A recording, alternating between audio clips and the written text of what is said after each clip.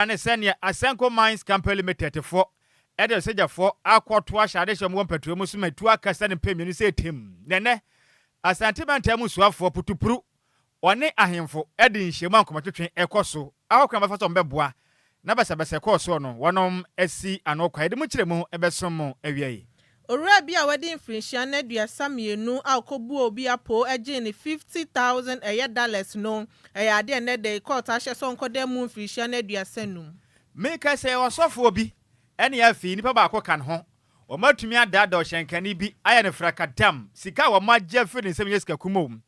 700k titisika 7 billion so mama ni sika ko manato sana de ne fraka dam wakwagina court ensembe na atodwa yede mu kiremu besum awiei Haruna Idrisu ede nsema betudwa ehemu se yade aban ede 1 billion Ghana cedis ebe hye ye free SHS ni mu se ne ebe ya eye double track system no betimi etwem na pose for the krata babonte abeka se kiremi sem wonom nsa kan owura bi a ono no oyusu eye ambulance bi na nsa na ndubo na odeton wonom nsa kan no ewa labadi enkabe prematemu yede ne sum kiremu ebe sum awiei Dr. Baomia ede nsema betudwa ehemu se so muyi ni so mampani a ade ode one region one duty free zone policy ebeba sanso na manso adobia sound member ne den de honum nyamfo Peter Awere etme donate 10,000 exercise books and pens the account say na Mansia South adusuafo mpanifo ne nje no mamode ancheche mofra no bia nya bi na adusua enko nkane ewa santeba tanim ensem no pina ka ho na yede besem mo say agye mensem kase bo diere ha ene ensia echiripo enkron kase fidi eso na ye ka mo say eye DLFM College Association for and eto nsade afra wahwei ne yam papa wonya ne ba bi kro Charles Kwadwo Sammy dade Lumba na komom kono dos ye pa fan clubs na mo dos papa nanzo emu ba kwa mo asan no mo hwen so mbo adwumaden pa mawiase nyina gye omutum ba kope eye DLFM College Association fa ho bewura mu bi empanifo chi mbone ya bia mu prum de ato no ba bia wo bia no emu da wo yantam bewura mbi ekuo ni mpanifo ne bu amana bi so manga na munti wo ba wo bete de pam mpanifo kirem se wo pe emu kirem afa matrufo ye na gye mu kirem 0538 865 393 0538 865 393 yes say home na say yemfa odonte ye de odonkuto blane nyina yemfa otwe na yemfa mo odum me kan Lumba supa ede ama obi biara ohia nsuo ede aye nhyiemudie bi anampo se ode pese ode som na hoho esanse Lumba supa de afafide maso ne so kroje ye ede mani padua no na wo ye hyenkani na se wonima ye tricycle twi a frempenifo e wo 0555 274 757 ana 0577 475 343 Okodan so mane ne important madam abanyame che ye so distributor wo honom or adjacent Lumba spot ya Pietus Lane freno e wo 0557 349 401 Mama Vic e wo Franco Spot M obenye washing bay no freno e wo 0500 680 783 Bra Kwame e wo da Common Circle Station obenye Adom Choba freno e wo 0244 094 793 Madam Edith Kusi ewo Dowenyo Opsi Central University freno ewo 0246 601 004 and 0266 400 215 akenka fo ya sen kundwa beso ahwie no edi amagye so eye wo wofa Nhyiraba Kwadwo Sammy bi mene Adjoa Agyei Sikapa me wo frase Rose Gold me yenkwe wadama eba na nsempatie amamu nsem dia kase bode hinta nyina aha ne pa hontama DLFM 106.9 kase bono nie aha ne nyina yetie DL News.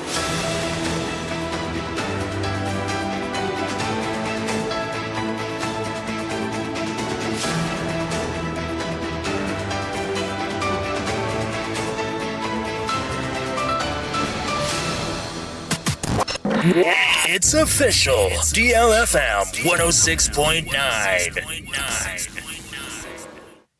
Yamamo akwaba. Afetu mirike ne hia yen e Facebook na afensi YouTube ne nyina da DLFM 106.9 na yemfa kasebo no enchiremu emfa esemum. Yansha kasebo na se emfiri asante matanem. Na Ghana fo bakaya na watwiadem na beto dwa se Uba uramu awa sante mantani mwa. Amansia West mensen no kuro ba kwe de da so no eyem petroleum na kuro yi ene Asenko Gold Company Limited for akwa just as a tam mining concession edi tu fuma gudie na no ene kuromafo no bi kirem se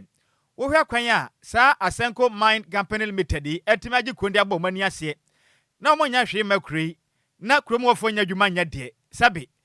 edija ho emu aya na dibuna na nam te mo mpene kura na ye nko si so Emma Asenko Mine Company fo bomade confessor jafo betu gomlante so be bro wono ma enya sim koma nam so Emma se na ba ko de tim keja wagu ba kun so awu bi afofro pin na prepare mu yakwaje ta enya sim kuma kura na se me fo bomade friends sim se fo nhye mu wukwa de twam na nanso enkra yensa kan fra santemanta mu kiremu a ayade a ahemfo no abodweda ta ene santwerefo edi kita ho a asantemanta mu suafo me wa fase Dr. Frank amakɔhene ekopiem akɔboa matoto agye na hwɛ ahoba monse bɛkɔ ewo Amansia West mesenem ewo santementa yankwa ahoma no so ne ne ma ne boni otonkra edi free asantementa mede made kase bo me wa fase Samuel ofolo botene be sensa Samuel na gyina hɔ no do akɔ atan de oba atan do gyina hɔ no mo no ene atendo do Same Ninia ma how me just so blue adaroma na pom di say Nyamiadom, Nemala Westam, and Atoye, or Amansia ma'am. All right, and I know the 2 enemies of Basabia Corso, Amansia West, or make a sitting pebby to make her monqua. Nana and Shemudia and El Corso, Amansia West one. You, Mimia, Medase, Mantia, yes, here for near here from the team,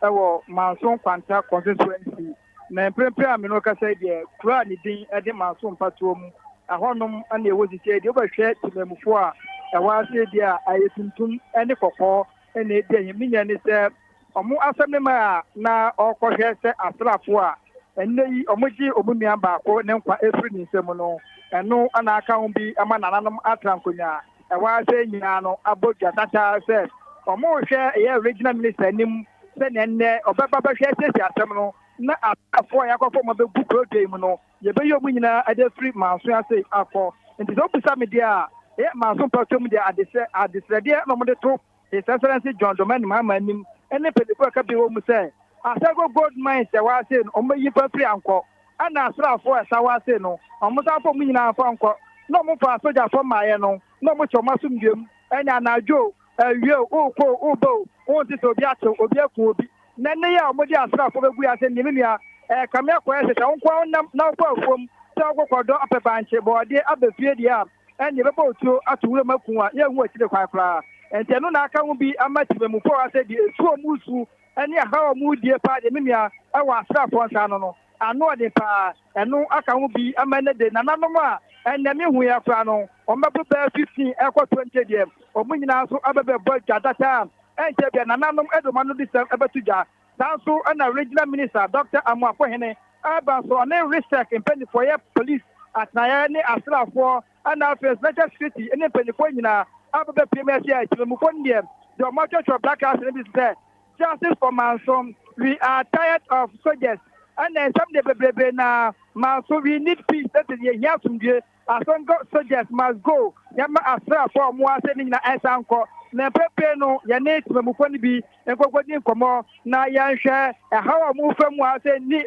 Astra for Nasaja for. Ombabu amote to omono get a more catch them 24 and 24 betie omo how and no musuni bi at the amount many somebody do as say am no ka say ya abo flow penyino omo nyina ashe black meeting tuma e wa say na ne de am no ka say no de ya di medi na kasa no na e wo senka school for so kokko sua de na say e here o mine nti no omo nyina e boa ama ne de no ya ji e fa nwudie afri e asogafo ani asrafo nsem ye wo penyini ba ko e wo menchen e wa say ya ya hwɛ ne no muni komo ba ko mienu na ha o mu fa mu ase no one ya tiefo enso enche na onka emaga fo mpanifo enti no mu ntie obusu eno mu ha enfo mo afanyim aha DLFM aha de Lumba FDKC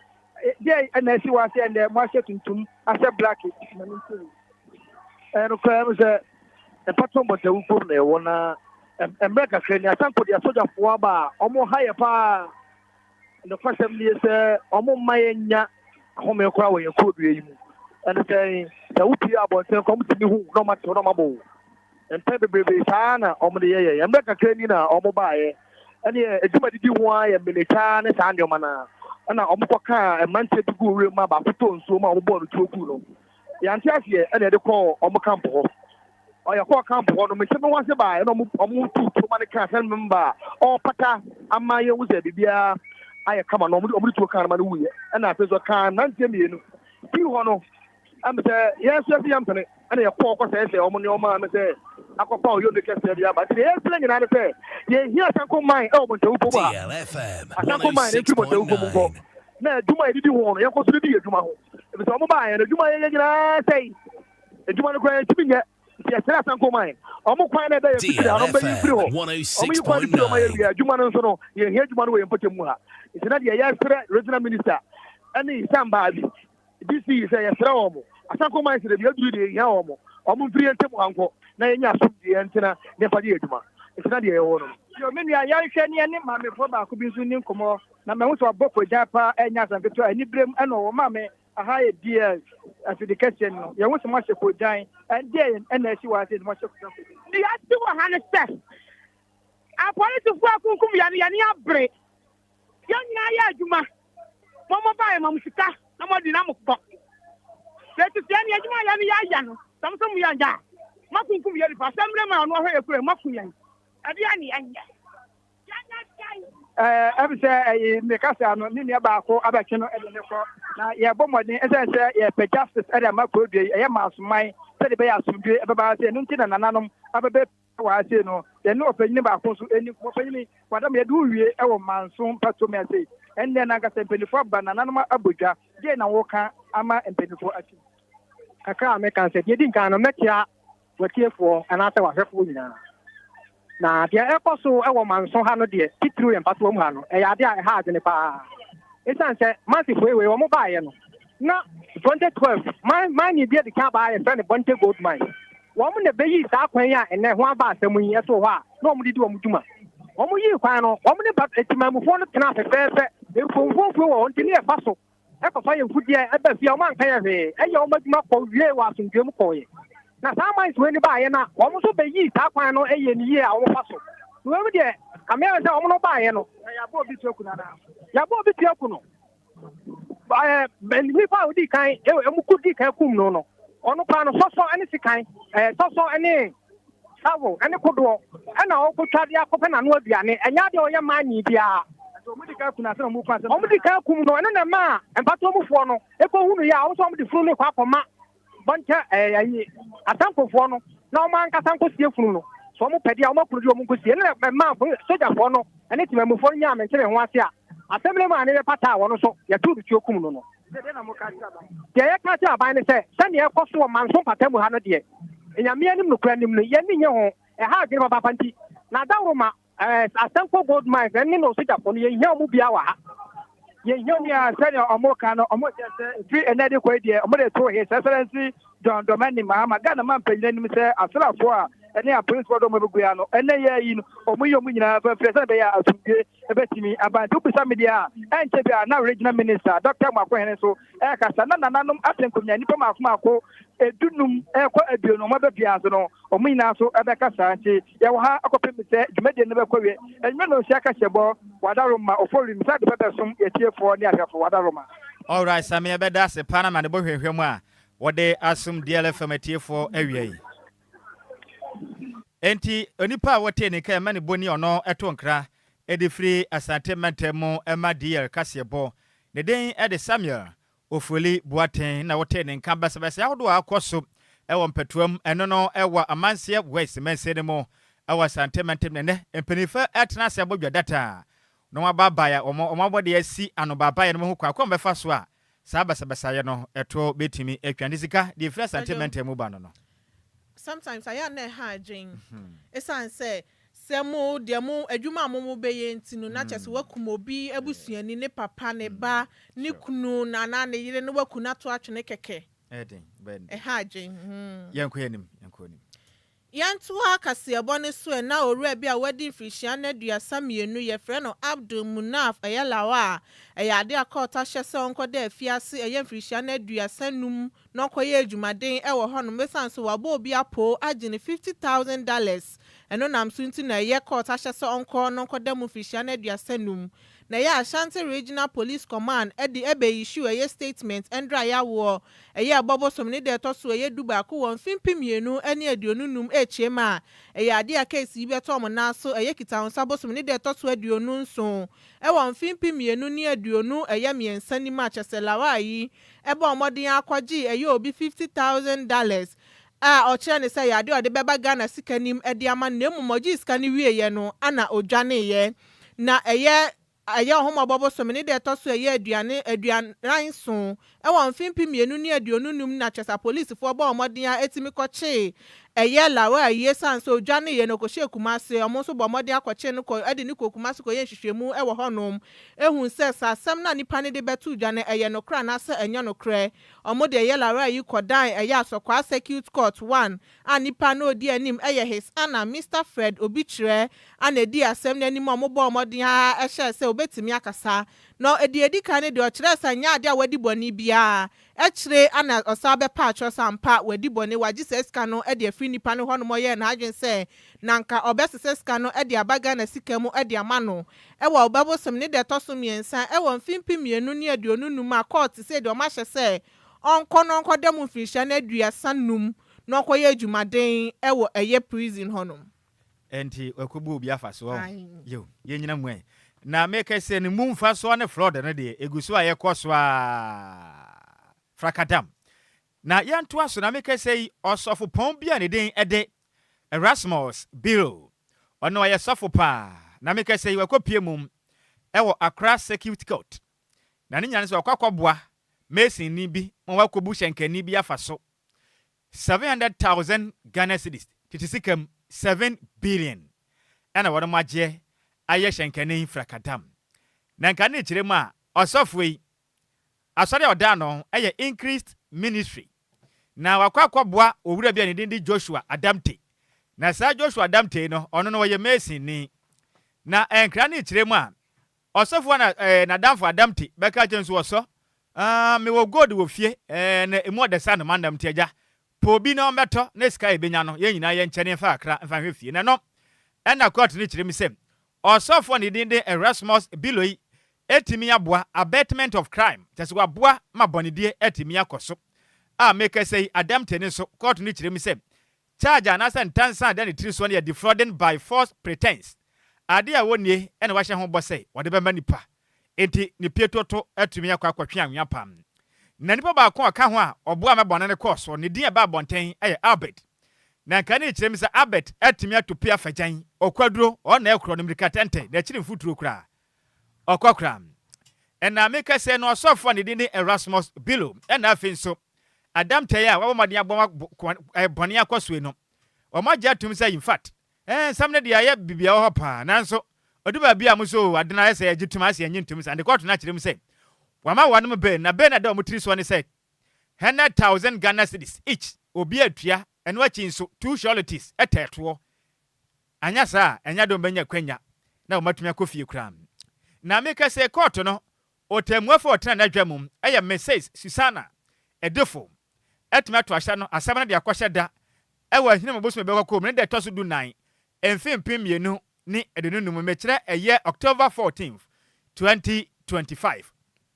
na Chief Inspector Godwin Wamiga ɔno na ɛyɛ inspector ɛna afei Inspector Clement J. Akwa wɔn na meyɛ kwa dubɔfoɔ ɛmra mo kɔ pie mu wɔ court na mo de asɛm ɛto court na ne mu no na mo kyerɛ mi sɛ owura bi a ɔno na asɛm wei fa no ho a mekesi mo de adada no agye ne sika ɔyɛ hyenkani no de den ɛde ɛyɛ Yakini Idrisi na ɔpani yɛ hyenkani a ɔtenkran na kwa dubɔfoɔ no kyerɛ mi sɛ ɛyɛ Bilo ɛna afei so na damfo pa ne den ɛde Adamte ɔmadi nyɔnko akyɛ a in fact ɔmanyɔnko fa ne mu ɔde pa de sɛ bi pɛmɛ ni awa mu na mo kyerɛ mi sɛ ɔsana abosom atwa mu yi ɛwɔ mfimpi 2 mu mekyerɛ 2024 August ɛna Bilo kaka kyerɛ ɛyɛ krachi ya make sɛ ne ho akɔdi atwa mu yi ɛyɛ Yakini Idrisi ya make sɛ ɔhyɛ nkani so na damfo bi a ne didi Adamte ɔmɔte so menya ɛwɔ apie mantem na damfo ba kokora ka ho yɛ friend Albert sɛ sɛ make sɛ wadwane na mo kyerɛ mi sɛ mo agyapadeɛ abusia dis ka ko gold pa nya sem kuma de agya wode muti ne maame na de gya no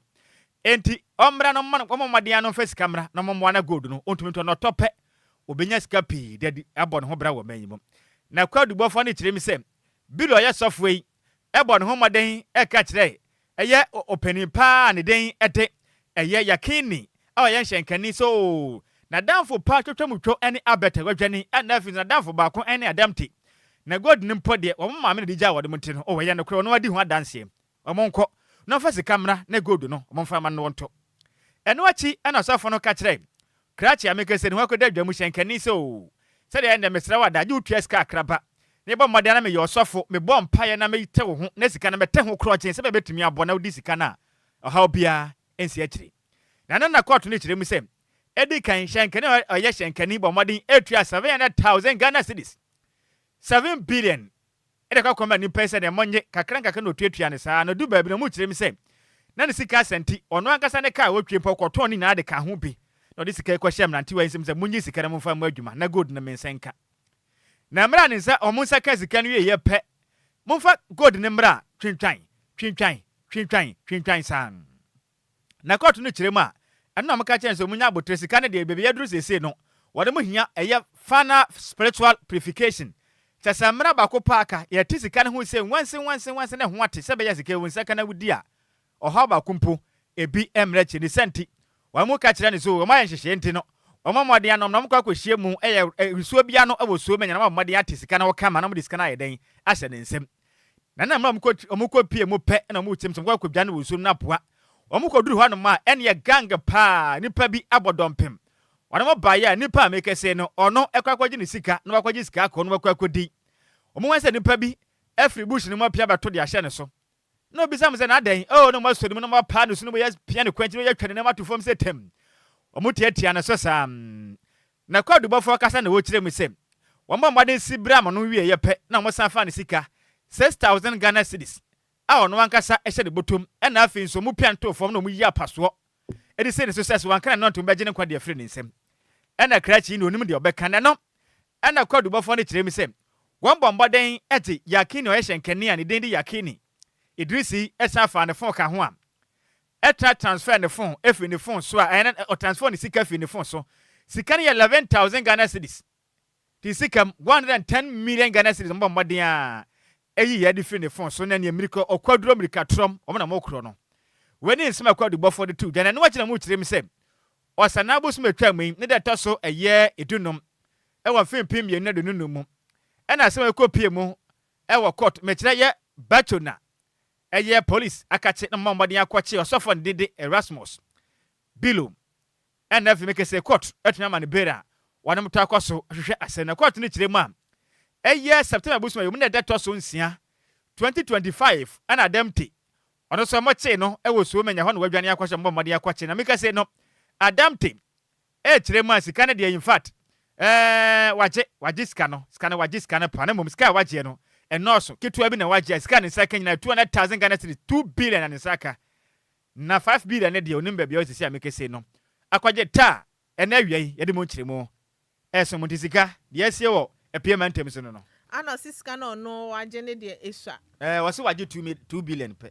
ana de pɛ sa de ne 5 billion ti wagye mu 2 pa ketewa bi pɛ na wagye acha so nji bi kraye ketewa bi nti flood ne deɛ eguso ɛkɔ so anti moni nda hɔ no obi beton gold amount na watumi akɔtɔn waka nyina deɛ si so sɛ ɛkɔ te sika no ho na yɛ de ahyɛ nsɛm na wagye watumi atua sika 7 bi na gold na ngasa ne bo so nso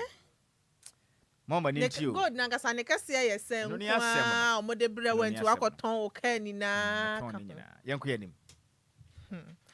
Yentua kasiebone so eniembonwe mu ewa disua mu nsem a na aban ade abeto dwa eche mu se ayade omode nhyehyɛ pegu akwam se ne ebe omode 1 billion Ghana cedis ebe free eye get fund nim ade ahye free SHS nim se ne ebe ya eye double track system no mbetimi etwem na eye education minister Haruna Idrisu ede nsemi etudwa endrada ebobosom ne de toso eye dubaako ewo mfimpim yenu ne aduonunum ewo abra no mu bie eye staff facility ewo Accra Girls Senior High School ana odi tudwa na ochemu se eye 1 billion Ghana cedis omosi omudi betwa double track system nimu no eye ade omode hyehye pegu akwam se ne ebe ya eye mfimpim yenu ne aduonunsia eye budget no mbetimi ede aka ho esan so mpese free SHS ne enkoye nti saa double track green ni gold ni no mpese omu ntwem sane ebe ya eye mofra ne so betimi akọ school ni ye no matimi asua de na aboa wom na ne mo mu hia e wo school ni mu ni na so no o matimi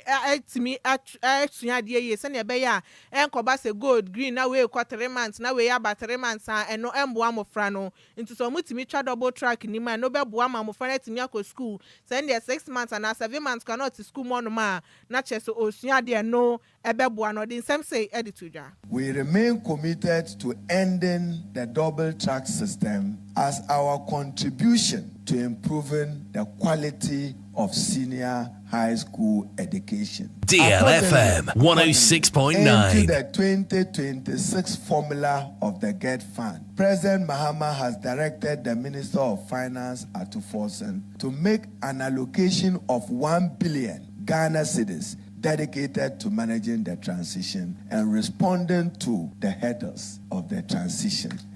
And Accra girls will benefit from that allocation,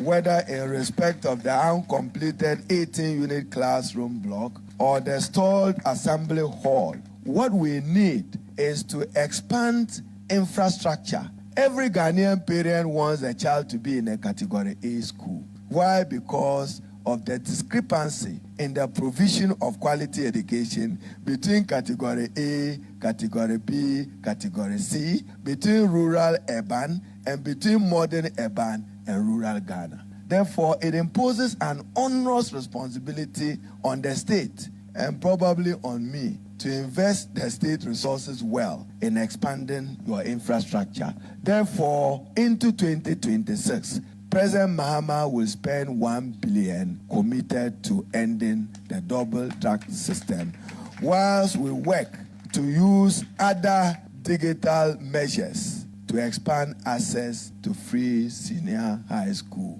There were those of you who thought when President Mahama comes, that will be the end of free senior high school. Whatever it is, free senior high school has come to stay. It is contributing significantly into improving literacy and numeracy. Eni ya uti ye Haruna Idris no no yo so afo hwa desua ho nsem e wo man Ghana. Yanto akase bo no so ne posifo nsem ne yanyira mu kakra. Na make say Accra Regional Police Command eden smart tudwa e kire mu a. Wonom sa atimi aka private ambulance bi ane nam labadi portable no manu bone ayi momenti. Wonom aso ne pagi se te a okwakwagina emra anom. Na posifo ankrata won de ba bonten no e kire mu a. Hwehwema mo ye no todwa ana no kwade twam yi. Na ye bobo suma yo ne deto so tu emfempim mienu ne aduonu enum. Na mu kire mu se eye Hyundai Haze ambulance eye private one. No ba say number no. Eye GX 277-20. And a mujina no ewo in front of eye Jampoli drinking spots and no wo Lapadi Mami. Na post for chirem se o shenka na o take care ni mu no wanya finhia no aduasan kron 39 years. Ne den e de kwame mananyi tuanda. Na moche ne pe no tiste na chi chirem se in fact kan yo no ane dia. Inti ono ana ode niam no eko. Na post for hwa mo ya ne chirem se ene e boto egu kan ni mu no nyasem kum ne nubone pa. Ene kum ne nyasem kuma. Wamu chirem se mutu mamadenya eche parcels na makoma ka hanson 700 parcels and a 473 rappers. Ni nyina da enubone a krachi sana onam tonto de ma de hia mo nkra bepona man se monyena monom na mabrabo ensei. Na podifo chirem se de nema na de free. Kwando eno wa fra matanim atifido FM na ode bank na bepona man temu abacheche ma de hia no etimanya bi na ja monom a wonom asuma atuma ya hie pam. Na Accra Regional Police Command chirem se enipa mo chi ni ehye nipa wo team no mo chirem se otoso no de dwuma nanso watumi adan na eni ade baba ye ode salo na sisu ene ode baba ye ambulance ehye akro ye ode fafunu esan so ede fa nu bone esan etonton na podifo kasamafo nkrabo prematemu eyem go faase superintendent Juliana Oben ejemre ene santrafo kasa na o chirem se obesere Ghana fo ata mo mani na ho papa pa vise nu bone ho dwa no sade ye kona ha adwenti wa wu na bedi nu bone ho dwa mbeche wo no mayi mu no wa hwe a wonko Ghana. November 2025, the Accra Regional Police Command, acting on sustained surveillance, intercepted a Hyundai Haze private ambulance with registration number GX277-20 in front of Jamboree Drinking Sport here at Labadi, Miami, in Accra. The team arrested suspect Kwame Manenyi Twanda. He is 39 years of age, and he was found standing beside the vehicle, claimed ownership of both the ambulance and its content. A search conducted in the ambulance uncovered quantities of dried leaves suspected to be cannabis concealed in sacks. Upon a thorough investigation and examinations of the sacks, the police found 700 parcels and 473 wrappers of dried leaves suspected to be cannabis, and we have retrieved them accordingly. Our investigation so far has revealed that the private ambulance loaded with suspected narcotics had been transported from Kwando in the Volta North region and was on its way to Accra for onward distribution to interested buyers here in Accra and beyond. The suspect has admitted that he has been engaging in this illegal activity since last year. Now, further investigations have also established that the suspect originally purchased the vehicle as a regular car and later fitted it with a siren. Before acquiring the Hyundai Hiace, he had used a Toyota Highlander, which he used for the same purpose, transporting of illegal substances. He subsequently has branded the current vehicle as an ambulance, and aside from using it for drug trafficking, also operated it for transporting dead bodies. We have again impounded the vehicle for evidential purposes, and arrangements are underway to forward the substances to the Police Forensic Science Laboratory for analysis. Suspect is being processed for court whilst investigations continue. Wamodi jina kujina assembly bia na court. Edi na assembly enti ono wate Ghanam na ade a ope se odi hu dwa ene enubone. Nenu achi ena enkabopre temo a posifo kasamafo superintendent junior na open echiremu am na nsen we jampotem hod mo mra dam ne bugu mu no womo obadia bia nsuo ma ne ye nsem pii no enipa bi fa kuntuna ase akwakwaje obi nkwa firi ne nsem na sa asem no so yade a omo hwehwem ne de besi bia nipa bonefo otu sa na mo no in fact on fan hu ni de entumi fan hu ni da e wo manyim ko no so the same say and the two da. In September 2025, a murder incident occurred at Chinese near the Tuba Tolbooth area, resulting in the death of a 26-year-old Mabel Asantoa. Our preliminary investigations indicates that the deceased was allegedly stabbed in the neck by her fiancé, identified as Samuel, who is aged 35, in her room. Now, after the act, suspect reportedly attempted to take his own life by consuming a poisonous substance and was found unconscious at the time of police visit. Suspect was quickly rushed to the Kaswa Polyclinic, where medical officers are attending to him. As we speak, he remains unconscious but stable. Police personnel have secured the crime scene, and the body of deceased has been taken to the police hospital mortuary. The police regional command urges the public to remain calm as investigations continue and assures that the necessary updates will be provided. Enia woti ye ayan krawo prematemu eye posifo ono na ye ono makasa mafo ne den e de superintendent Juliana Oben. Yentwa kasebone so na enkane omampani dada bedi achire sanso no no na 2 franc edem pipia manyoko no e won fimpi mienu ne aduoni nan abato nim Dr. Mahmoud Bawumia edin sama todwa chemu so yade o won hihye pa ba de ma ogban Ghana se ne be yom musika sem ebetimi akoso ye no din semi etudwa wa bro ko ne campaign to e wa santimantemu endra yawo eboboso ne de to so duba ko e won fimpi mienu ne aduonu num nimu ana oche mu say yade a oba no be your mampani a or the one region one free zone policy ebeba into no monto aba no ema no e won fimpi mienu ene aduonu watwinim na oche ma yade a oman Ghana asetema pe ana ɛyɛ one duty free zone no ebi wɔ na emom no de ɔba na ɔmo yi ne so ɔmampani a yɛade ɔbɛhwɛ sɛ ɛyɛ mantam du nsia ne nyinaa ɔde ɛyɛ duty free zone ni bi ɛbɛba hɔ no ɔde nsɛm sɛ ɛde to dwa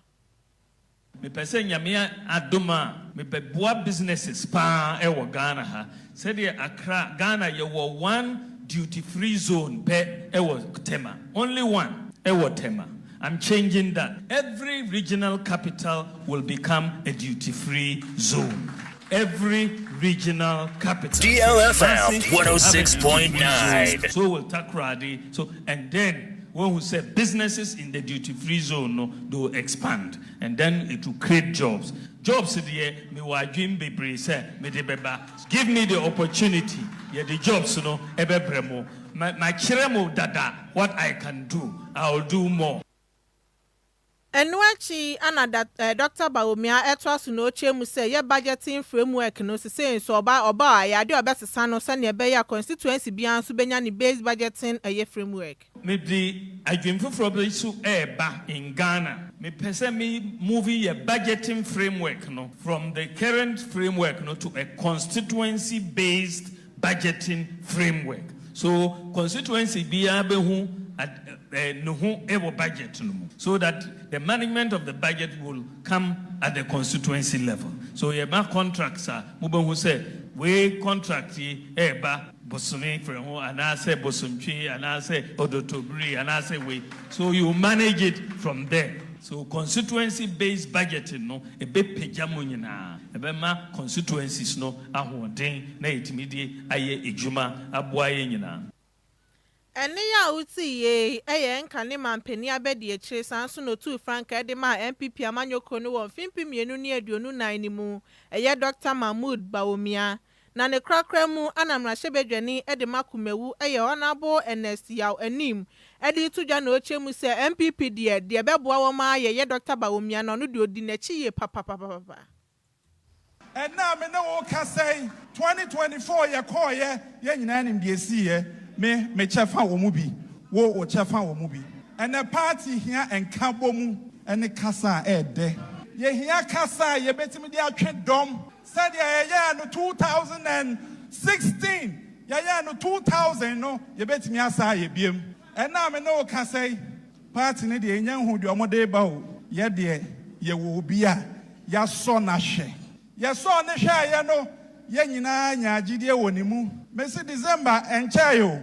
munya agide o memu wokumawu edi machi ye campaign ye de papai ahobrase ene ne ngumanim ene ye campaign ye to abawe ebosome nwotwe pe ana atwam ede na asesa ena me ne wo ka sei gidi amenya woni mu amede ye campaign man no sa agide ne mfiri ho 2028 MPP ye wo enipa num finish line ye do mo abesi ho. Why the bet me actual finish line no? When ya market no ewo Ghana ha. Ene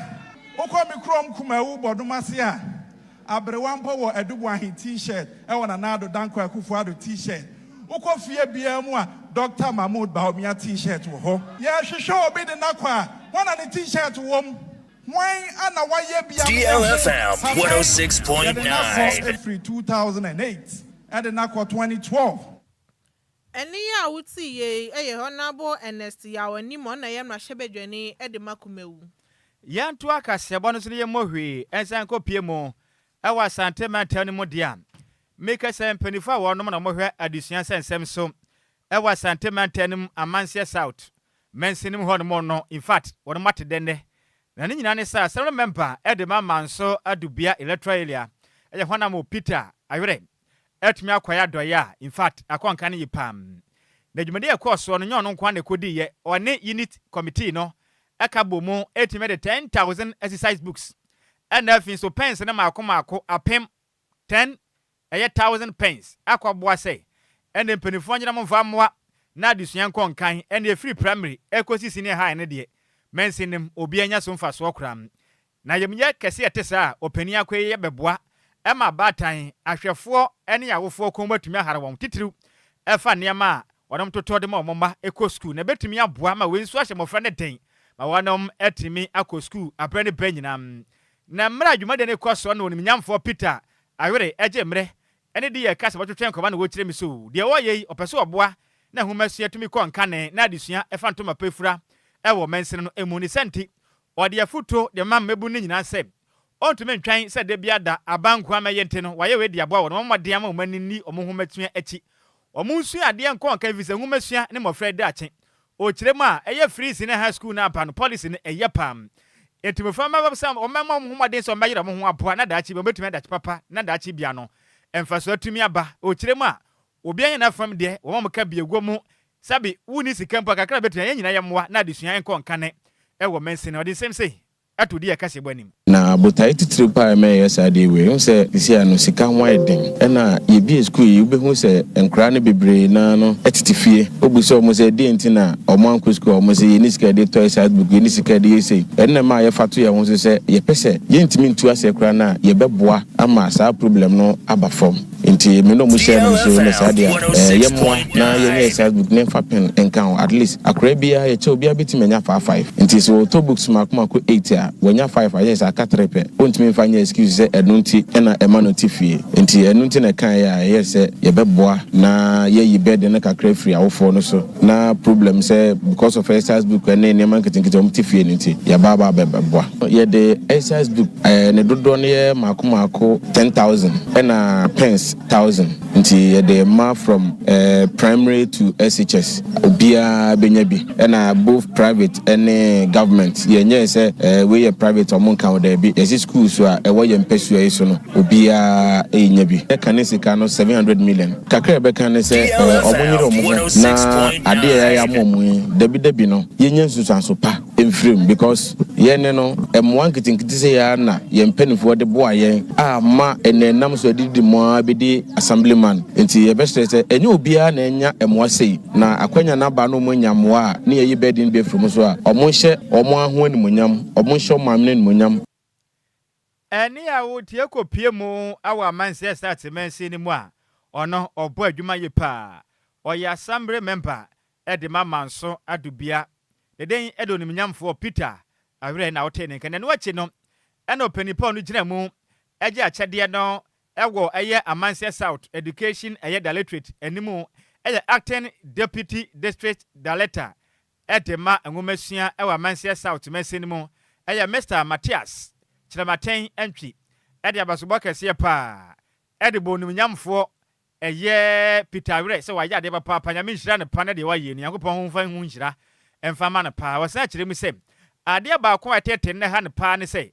akyerɛkyerɛfo mpote ho no mo na esusa enti wobɛkɔ classroom ba ko kyerɛkyerɛ ni ba ko pɛ na ogina mu sa ba ne sa emmoa ne senti akade abebe boa de nanso akyerɛkyerɛfo no su a emofo ne nya so mfa so enti aban moa na kyerɛkyerɛfo dodo no mposu a no nkopie mum ewa Amansia South mensin na mo na de sua entumi mmɔde amfa ntoma pa emfa emfra were yedi nyame ene da wase ewo ene mapa wa oba be kire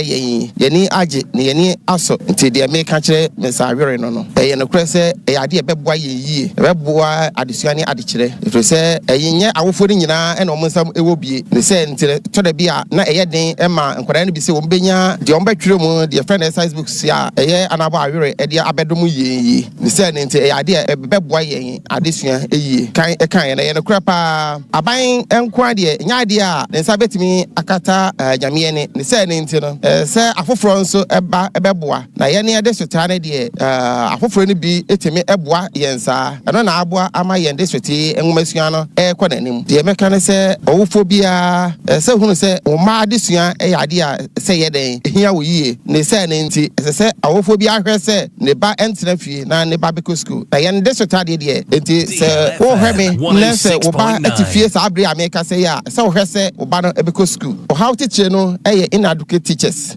ewo Amansia South ha yeni akyerɛkyerɛfo dodo okura kakra bi ene yewo nti obeko school bi mu no na teacher ni be mienu miensa ene wo basic school which is unacceptable nti eno ene yen ade a ha yen pa ya de yesra aban se omwa yen no ompa atijafo no bebre emra Amansia South empa mayen akyerɛkyerɛfo no pi find it difficult se omo betumi high dan ewo mining community like Amansia South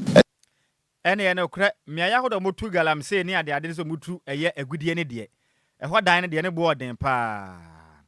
enti wei ukopie mu awa Mansia South Mensi ni mu a asa hwe humasua so no ono na ye acting deputy district director edema Amansia South Mensi ne den de Mr Matthias Chiramaten entry ne kwakram na desuafo munya so mfa so chirem se oniminyamfo Peter Were yen ye udeni wiye bu Yankopon to nkwanem de waye no editwam Sem pacha de beka che honorable Peter Were ne se yeda na sepa so the books a esumbu se ya ble ne enso yengu nanimase the books ne besua de ye ne ahweso ye se na be ya next time so obesan bre books fufuro bi mama yesa disme de esua de DLFM 106.9 na ho asamanyen we ya desuafo mo wa Mansia South Mensi ni mo ewa sante beta mo tese mo de na se edema onimnyamfo Peter Were we yenyina we so na kase bo no yan hye ase mu no komu sep ne yan kenka adwenkyere ne betaw ne yakoanim we every piaga no kire me say in fact Rekofo ne de SMPP we ni pa no 2029 mu de nkonim na mo ba de a sade ho be ye de ne nya asem kuma na mo be ye den sana me wa fast Sweet Elizabeth. I say good afternoon, my own Sammy B. Any Adjoa Agyei Sikapa, the news. As a Kasabadi say, you know, a kaya baswa, a sene board name pay a friend is encra, a sene VAT cry. Or Chibe more the pa, na Sweet Betty, and would be free.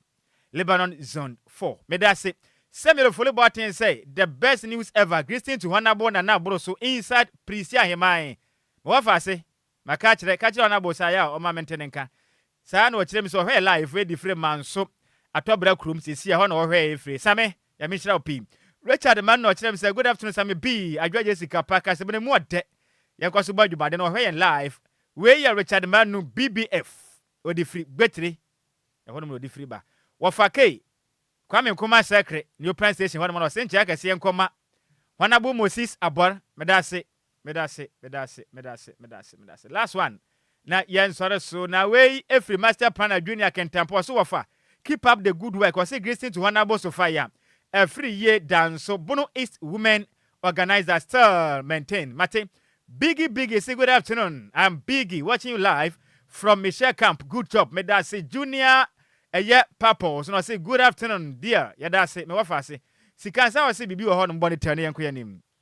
Happy birthday way kwama Mr. Collins Kwadwo Agyei oyenesi ni ewa Abnase Health Center way efrekuya Franka ho ana kwama o si Mr. Collins Kwadwo Agyei o birthday yi de Nyankopon onsha na onye okese na o ma de odo nsabeso mu bia enye enhira FM a onyi wo fra adumu enko adumu na onye wakoma so ade ni na FM a Mr. Collins Kwadwo Agyei ya me nsha no onye ne kese pa kase bo no ye bunu komi se pon Emusemufo ne ye maize, Mabel, entry, Otomrosie. In fact, we hwe nanim aba enhwe se ne ho ofe pa tuntum so wiu. Ni trimete se srechi ahoma, esa akase bonu mu adema yen. Na no achi ene be matenten gram a ansoroja. Ogina ami konton so atutuo. Ekum sisire kwabrafo. Na baba no bi paye bi ntumi mfa ne ho. In fact, we bonu tu ohua na wapete ne ho aden ye pa osene sise kwabrafo kra ne den edi Mr. Jerry Frank the do friend say champion Taylor de kopiem wo Facebook and afi YouTube maka se bonu nya bi ehweye eno achi DJ Digby Mr. Samuel Rakwa echinchin afiri from the best kan kafo e besin konwa ye hone tia sentemu eye wo wofa Nhyiraba Kwadwo Sammy bi ma hoteden ene Lahaji Abdul Kwasun tedihie ni mene Adjoa Agyei Sikapa. Ana hoteden ene. Dum solely. Ya kwa hwana eba. Kwame Afum. Ana afei. Sexy journalist. Omoba na eda ben. Ele efiada. Enti dwuma de ne yeden. Ele ye Enkaidum. Ubi bia wu aye nya wodea. Bomode na tena se boko biem fatu de na biem keke na Kwame Afum mo onyo mo ne DJ Omalo na eba. Mo ma onyo papa. Na mu nsu ma esu ne nya usu a ebe chi wodedua. Radio no so do nsa kan ebetumi ache wodo atum. Yema mu nyina mo any tia den adehye the luckiest luck is everywhere